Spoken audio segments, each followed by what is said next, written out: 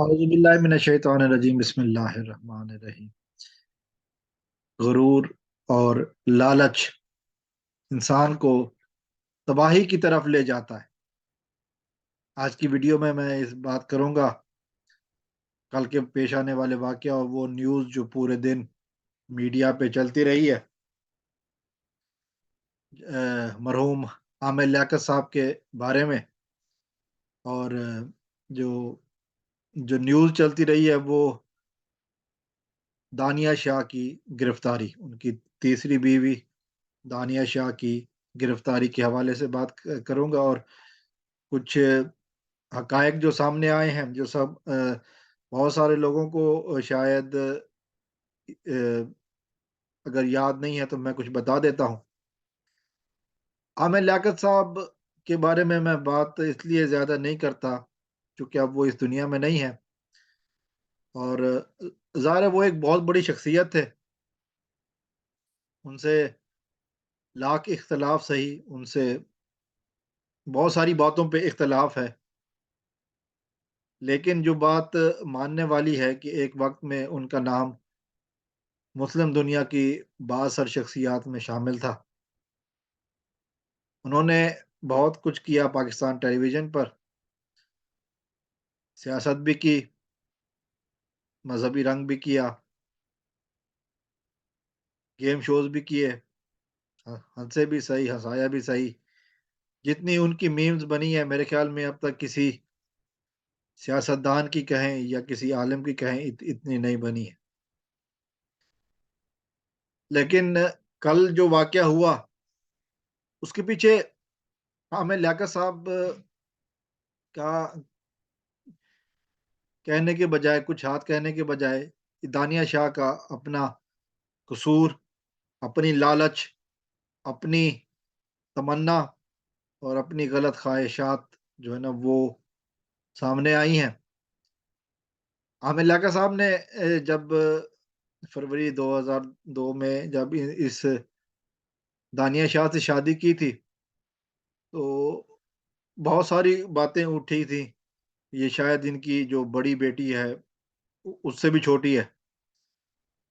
वो क्या वजूहात थी वो मैं नहीं जानता, वो यहाँ पे डिस्कस करने की ज़रूरत नहीं है।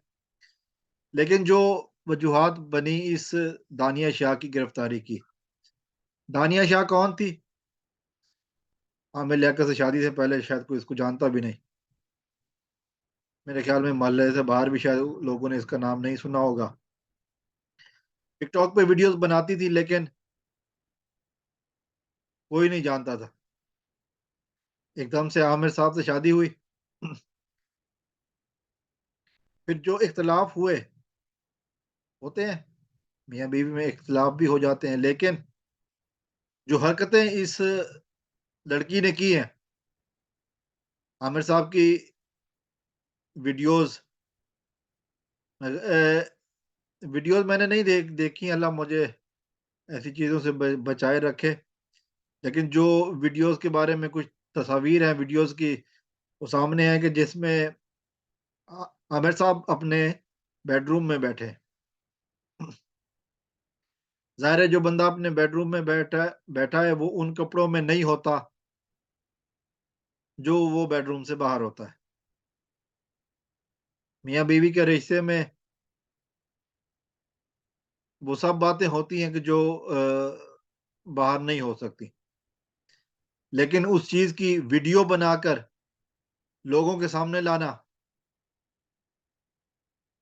ये शराफ़त नहीं है, ये बेगैरती है। और फिर वो शख्सियत जिसका पूरी दुनिया के मुसलमानों में एक नाम है, एक एहतराम है, एक अदब है, उसके बारे में इस तरह की बातें करना, वीडियो नाज़ेबा नहीं है लेकिन वीडियो बरहना है इसलिए कि वो शख्स अपने कमरे में बैठा हुआ था, अपने बेडरूम में अपनी बेगम के साथ बैठा हुआ था। फिर वो, अगर आपको पता है कि अगर आपका शौहर नशा करता है तो आप, और अगर आपको पसंद नहीं है तो आप उससे अलहदा हो जाएँ। वीडियो बनाकर, रिकॉर्ड करके उसको ब्लैकमेल करने की नीयत से ये सब कुछ,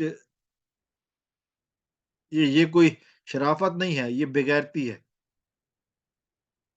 फिर कुछ वीडियोज़ ऐसी हैं जिसमें ये लग रहा है कि किसी और ने बनाई हैं। या मोबाइल को इस तरह रखा गया है कि दोनों हज़रात उस मोबाइल से दूर नज़र आ रहे हैं। अब ये घर में और कौन मौजूद हो सकता है? सोचने से वाली बात नहीं है। जब बातें खुलेंगी कि जब आमिर साहब की वफ़ात हुई, उस वक़्त से इस फ़ैमिली के क्या बयानात आए। जिसको को कभी मोबाइल कैमरे से आगे कोई बात ही ना नज़र आती हो, उसके सामने एक एक एकदम से 15-20 मेन स्ट्रीम चैनल के कैमरे आ जाएँ, तो फिर सोचने की बात है कि क्या हो रहा है। आमिर साहब अपनी इस बेगम को लेकर पाकिस्तान के वज़ीर-ए-आज़म से मिलने भी गए। उस वक़्त भी ये आवाज़ें उठी, आमिर साहब से कहा गया कि आमिर साहब, बाकी साहब आप जो मर्ज़ी करें, लेकिन कम से कम बेगम का कैमरा ज़रूर बंद करवा दें। लेकिन ये आवाज़ें उन तक पहुँची नहीं। फिर ये बात इनकी दानिया की वालदा की तरफ से की गई कि जी, वो लड़ाई झगड़े ख़त्म हो गए थे और आमिर साहब जो है ना वो 40 करोड़ इनके पास था जो कि इन्होंने दानिया के नाम किया था। अब हमें वो 40 करोड़ चाहिए। फिर इन्होंने ये भी कहा कि जी, जो आमिर साहब की जायदाद है, वो आमिर साहब ने अपनी ज़िंदगी में ही सारी की सारी दानिया के नाम कर दी थी। हमें वो सारी जायदाद चाहिए। ये लालच नहीं तो और क्या है? किस मकसद के लिए आपने अपनी बेटी की शादी उससे 31 साल बड़े यानी कि डबल एज एक 18 साल लड़की की शादी आमिर साहब की वफ़ात के वक़्त उनकी उम्र 49 ईयर्स थी, 49 साल के थे। इतना बड़ा एज गैप देखने के बावजूद आपने शादी कर दी, कोई तो वजह होगी। तो फिर वो वजूहात सामने आ गई, जो लालच इन इन लोगों के दरमियान था, इन लोगों के पास था, वो लालच इनको ले डूबा। ज़ाहिर है आमिर साहब स्ट्रेस में आ गए। आमिर साहब इतना बड़ा आदमी, फिर एक वक़्त वो भी आया कि वो लाहौर से कराची भी अगर जाते तो गाड़ी में जाते ताकि पब्लिक का सामना ना करना पड़े। ये था वो लालच जिसने एक जीते जाते इंसान की जान ले ली। मारने के लिए हथियार की ज़रूरत नहीं होती। मारने के लिए हथियार की कभी-कभी ज़रूरत नहीं भी होती। अल्फ़ाज़ ही मार देते हैं। और इतनी बड़ी शोहरत और मकबूलियत का हामिल बंदे के ऊपर जब इस तरह की बातें हों, अगर आप थोड़ा-सा पीछे आमिर साहब की ज़िंदगी पे बहुत सारी बातें हुई। आमिर साहब ने किसी तनकीद का जवाब नहीं दिया। आमिर लियाकत से बहुत सारे लोगों को इख्तिलाफ होगा, मुझे भी इख्तिलाफ है बहुत सारी बातों पर। लेकिन उस बंदे ने किसी चीज़ का जवाब नहीं दिया, किसी तनकीद का, किसी गलत बात का उन्होंने उस लहजे में जवाब नहीं दिया। लेकिन जब बात उनकी इज़्ज़त की आई, तो सब्र का और बर्दाश्त का मुज़ाहरा करने वाला आमिर लियाकत भी हार गया। अपने आप को उसने मौत के हवाले कर दिया, गुमनामी की ज़िंदगी, ज़िल्लत की ज़िंदगी के बजाय मौत के अंधेरे में चला गया। ज़िल्लत बर्दाश्त नहीं हुई।